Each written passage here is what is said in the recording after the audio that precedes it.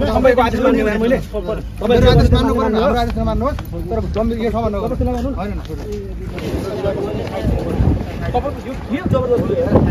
हो तपाईलाई भनेर पर्छ तपाईको या सरकार आदेश मान्नु पर्ने पाइदैन सर है पुलमा डिस्टर्ब गर्ने काम गरे हैन उता नगर्नु गाडी चलाउन पाइदैन यार नगर्नु जबरजस्ती गरे यार भाइहरु गर्न मिलेन नि त्यो तपाईले मान्नु त्यो पैसा छ अनि के गर्न पाइन्छ नेपाल सरकार मान्न पाइन्छ खायो एटीएफ होला यहाँको इलाकाको यहाँ 26 जना होला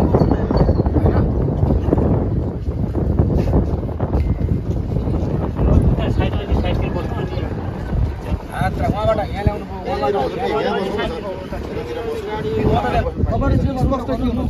खबरले जे स्पष्ट छ त्यही गर्नु त मेरो स्पष्ट के हो भने भाइमा बस्न पाइदैन यो लेट हो यो दुईटा लेट हो यहाँ गाडी यसरी पास हुन्छ यहाँ बस्न पाइदैन के पाइन्छ त्यही गर्नु नि हामीले पाइदैन हाम्रो तपाईलाई एउटा दिएर आउँदै छु तपाईलाई त्यति स्पष्ट म चाहिँ हो भन्दा बाकी तपाईले जे गरि हटाउने तपाईको आफ्नो कुरा गर्नु म चाहिँ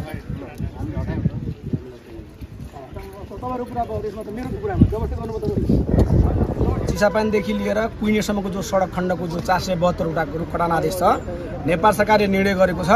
अर्थ मन्त्रालयले वनकोषको बजेटलाई सुस्ता गरेको छ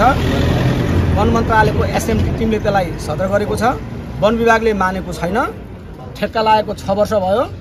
अहिलेसम्म त्यो रुख कटान आदेश दिदैन वन विभाग विकासको बाधक बनिरहेको छ तसर्थ यो अविलम्ब यो आदेश सरकारले गरोस् यो रुख कटान आदेश होस् भनेर हामी आन्दोलन गरिरहेका छौं जबसम्म यो आन्दोलन त्यो रुख कटान आदेश हुँदैन हाम्रो आन्दोलन स्थगित हुँदैन यो आदेश गरोस् हामी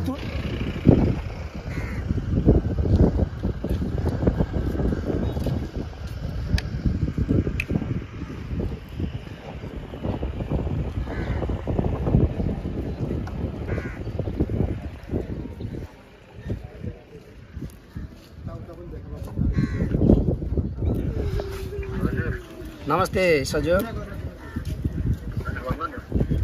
यो चिसापानी मङ्गलसिंह सडक खण्डको यो चिसापानी कुइने सडकको जो रुख कटान आदेश छ नि यो 472 वटा रुख लाग्यो यो धेरैपल्ट हामीले यहाँ सरकारको ध्यान आकर्षण गरायौं त्यो 6 वर्ष भएको त्यो ठेक्का लागेको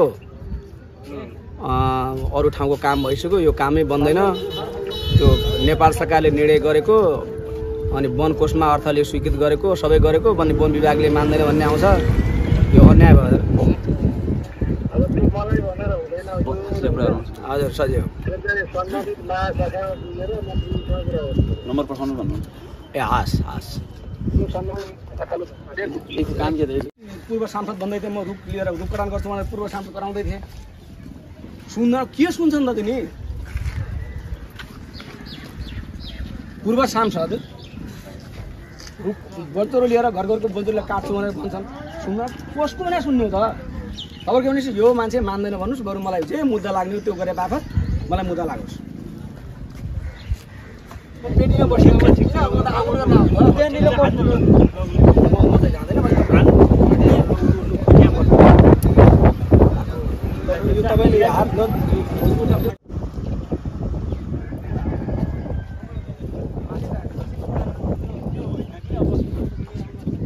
समता गराउनु पर्यो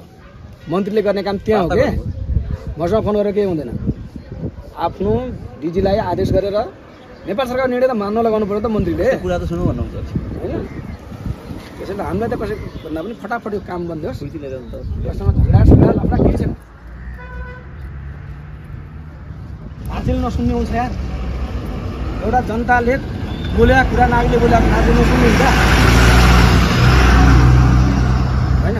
किन सुन्दैन त 15 दिन भयो हिजो भने अस्ति भने पक्रा सम्मेलन गरेको छु सुन्नु पर्यो नि मेरो कुरा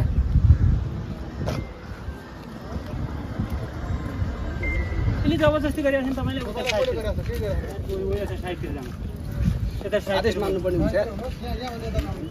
बाटो त बन्द गर्नु पर्यो बाटो बन्द गर्नु अनि बाटो चल्नु परेन कपरसँग मेरो बाङ हो तपाईँ हामीले दागल के पनि हुँदैन समस्या समाधान त हुनु पर्यो नि